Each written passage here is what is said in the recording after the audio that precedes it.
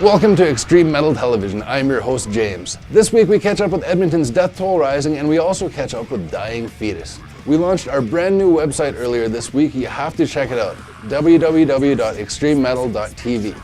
But for right now, we're going to go with a band profile. Enemyus was formed in 2006 in Calgary, Alberta, Canada. The band has released 3 albums, 2007's debut EP, The Product, 2011's The Worth of Man, and their brand new EP, Greed-Filled Way. Hello and welcome to Extreme Metal Television. This is Dirty Drippings here with Enemyus. Oh yeah! How you boys doing tonight? Doing great. They're all jacked up on PCP and I'm on fucking something else too. Well, we just watched their outstanding set here at the distillery. It's been a while since we were at the distillery, but they have a new home, 222 7th Street Southwest, Calgary, Alberta. Woo! So, you boys recorded an album not too long ago here. I want you to tell me what it was like to be recording. To be recorded is to capture a moment in time. Time capture. They said it couldn't be done, but they did it. Well, Alan Sashalaskow recorded us first time with him, and he did an amazing job. Amazing. Lee Nielsen, human8.com. He did all the art for us. Original art inspired by our music.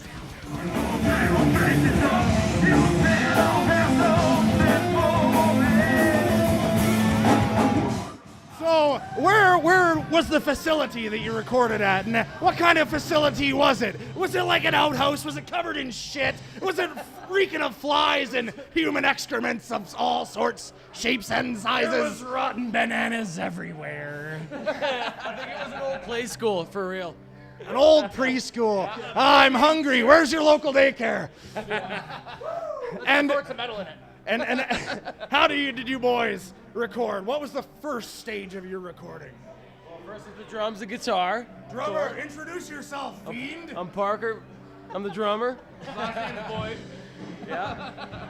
That's what we do. And then, so we hear the drums first. We get the guitar second. Yeah. This guy. I was second on the recording. Yeah, that was a good time. Good time. What about him? Because he's a guitar player. Did you tie for second? Or did you do second then third? Warren lays down the rhythms and I lay down all the whittlies. Whittly, woo! And we got over here the quiet one of the group. The fucking deep thunder. Dale bass, baby. Dale bass, baby. I'm still hungry. I could go for a baby.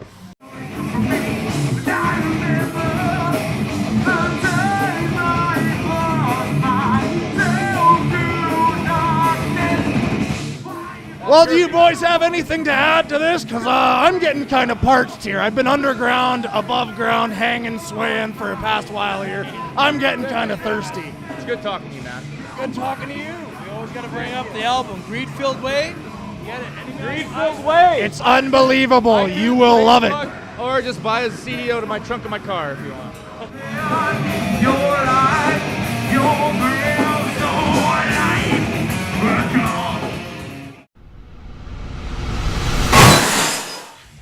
We recently caught up with Edmonton's Death Toll Rising when they stopped right here in Calgary for the CD release party of their brand new album, Infection Legacy. Hey, if you want to read a review of Infection Legacy, you can head over to extrememetal.tv to check that out. So let's get to the interview we did with Brian and Drew from Death Toll Rising.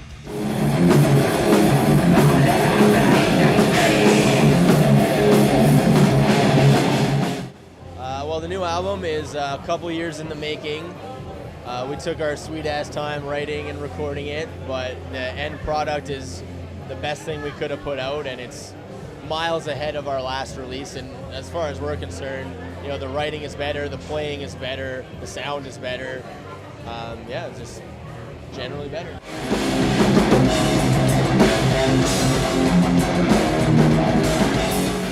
Does the album have a theme? Because there is a prologue and then there is an epilogue as well. Well, the album, just the title track, has a theme. Yeah. And the Infection Legacy story is based on Resident Evil 2, the video game, and our singer Jesse writes all the lyrics. Yeah. And the prologue is directly tied to the track Infection Legacy. The epilogue just happened to come naturally. It was a good spot to put it on that last track. The last track, Septic Entity, isn't part of the story, but it just seemed really natural to fade it out and then come in with the epilogue of the track.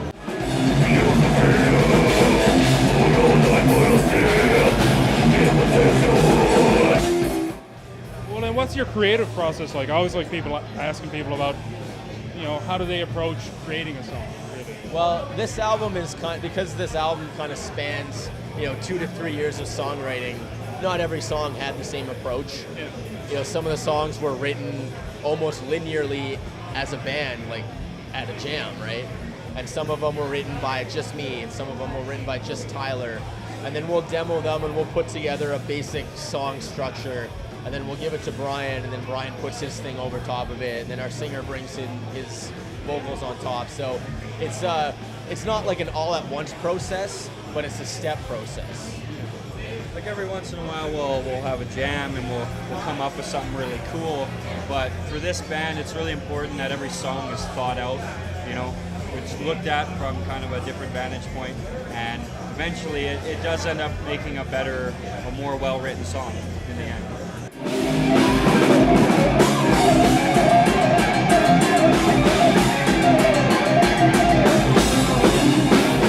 So what's next for Death Toll? Well, the winter time when you're in Western Canada, you can't really tour, right? It's totally not worth the risk and the money and all that stuff to go driving through the mountains and across the prairies so much. We were hoping to get some touring done in the fall, but the release of the album was more important to us. So basically, we'll play some scattered shows over the winter. Then once the springtime hits, hit the road, get out there.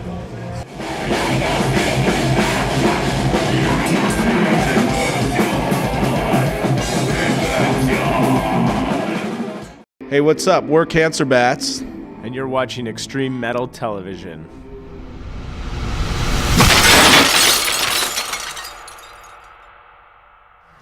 American death metalers Dying Fetus have been releasing albums since 1996. The band recently re-signed with Relapse Records. Now, Relapse Records released their last outing, Reign Supreme.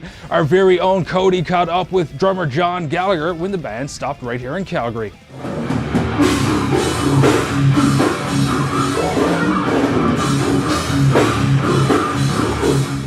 Dying Fetus is known for incorporating a big part of the technical death metal sound into their music. Where do you think that comes from? Is it to add more brutality to just the old school death metal sound, or what's your take on it? It's just an evolution of music. Death metal started out as a pretty raw and unrefined thing that was just getting the aggression out of the people that were playing it early on, and then as it kept existing, people became more proficient in their instruments and started expressing that in their music. Now, whether it be Dying Fetus or Necrophagist or, Obscura, just some other tech bands,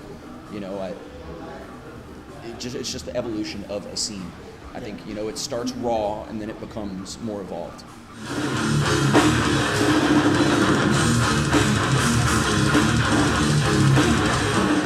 How do you feel that European crowds and the like differ from North American crowds, and as to where Dying Fetus comes from? Well, let's start how they're the same. They're all metal fans. Yeah. And that's ultimately at the core. They like extreme heavy music. You like extreme music. Guys back home in the States like extreme music. So ultimately, we're all alike there. In Europe, extreme music's just a little bit more accepted. In Canada, I think, as a whole, it's a little bit more acceptable. Rocking music in general, hard, heavy music, not just extreme, is a little bit more acceptable. So you get just a different cross-section of the general populace being a fan of that style of music.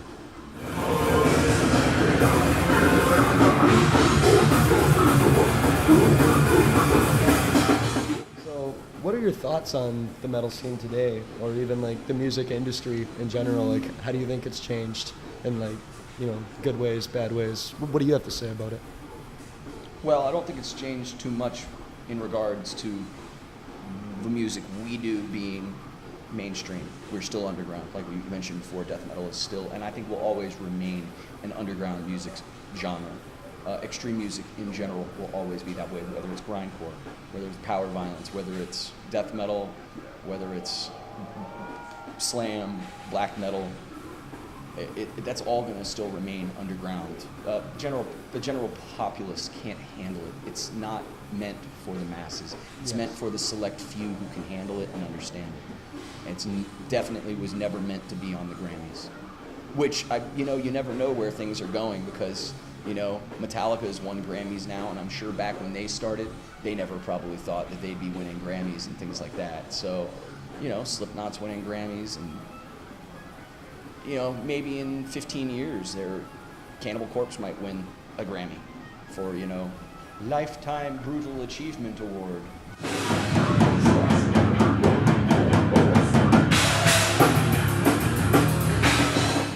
Dying Fetus is definitely a band that is given credit for being a big influence to even genres that got bigger after technical death metal arose, like deathcore. What's your thought on that? Awesome, great, cool. Just more metalheads breaking shit. Just more people in the mix, man. Just more people in the mix. Don't care if your pants are tight, if they're loose. As long as you're listening to heavy music and you're supporting your local scene, that's the important thing, man. There's a lot of stuff, and we label ourselves to give us reasons to not be united as a genre, but ultimately we all play heavy music, and that's what we're about.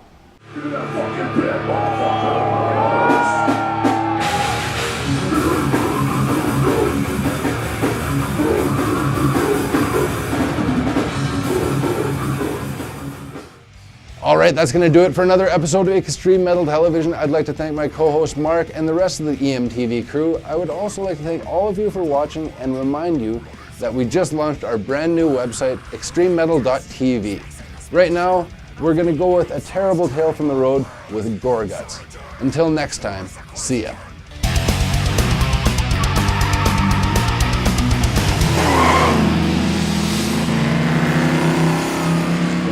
When we were writing Obscura, I had some crazy neighbors, and the guy would keep doing CB all day long, and we could hear him in the amps, 110, break, And we tried to do pre-production. I always had to go there and say, hey, buddy, I had to be nice because he didn't have all his head, and it's, hey, buddy, we're trying to record here, and it's okay, but I always look you at this with this very weird look, And one day, we were hanging out, and getting ready to jam. And we're hanging outside. And this man had a wife, but which did seem really healthy mentally also. So anyway, and they were keep staring at us and everything. So we go inside. And we start jamming, and taking some beer. And at some point, I had to stop a song to go take a leak or something. So I came in the kitchen, and we were jamming in my apartment. Yeah. And there was my room separated with a flag, with a Gorguts flag, and then you had the kitchen, very small apartment. And the flag was caught on fucking fire.